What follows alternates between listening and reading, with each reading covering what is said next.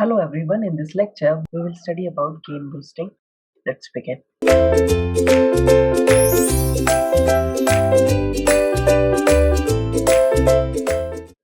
Now, in one stage op-amp, the objective is to maximize the output impedance so as to attain a high voltage gain. Gain boosting is used to further increase the output impedance without adding any more cascode device. In this figure, it is shown a transistor which is preceded by an ideal voltage amplifier and its equivalent circuit. We note that this overall circuit exhibits a transconductance of A1 GM and a voltage gain of minus A1 GM R0. Okay, this is simple a transconductance into the output impedance. Now we can see that this arrangement can be viewed as a three-terminal device, or we can say a super transistor having a transconductance of A1 GM and an output resistance of R0. Okay, we neglect body effect in this particular section. Now, circuit implementation. We show that the implementation of the auxiliary amplifier in the regulatory cascode and extend the gain boosting technique to op-amp. The simplest realization of this amplifier is a common source stage shown over here.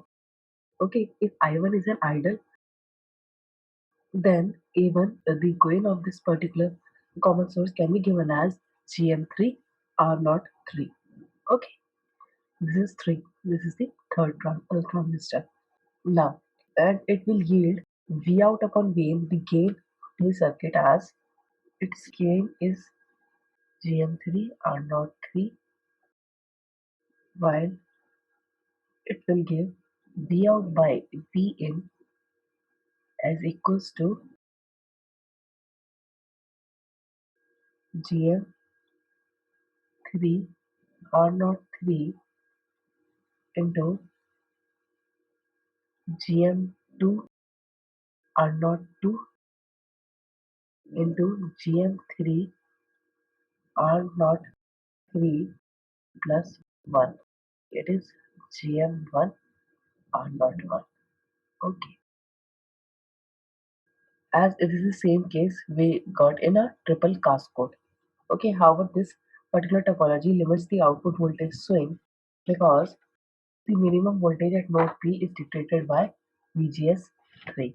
Okay, rather than VGS3, rather than the overdrive voltage of particular the transistor M1. And we know that Vout must remain above VGS3 plus VGS2 minus VTH2 here. And to avoid the above limitation, we consider a PMOS common source stage. In this particular stage, Vp is as low as possible as overdrive of M1. M1 may enter triode region because the gate voltage of this particular M2 tends to be too high for the drain of M3. We target this Vp to be equals to VGS1 minus VTH1.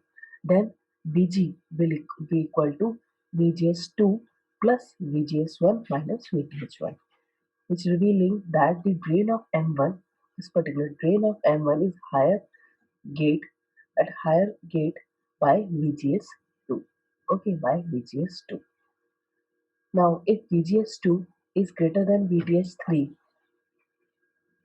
and 3 is in triode region, then we must insert one more stage in the feedback. And let us interpose this NMOS common gate stage between M1 and the gate of M2. Okay, as shown in this figure, it is a folded cascode stage, but provides M4 provides an upward level shift from its source to drain, which allow Vg to be higher than the drain voltage of M1. Okay, gain boosting can also be applied to this particular differential cascode circuit as shown in this figure A. Okay, we summarize that two single-ended gain boosting amplifier A1 and A2 can be replaced by a one differential amplifier as shown in this figure.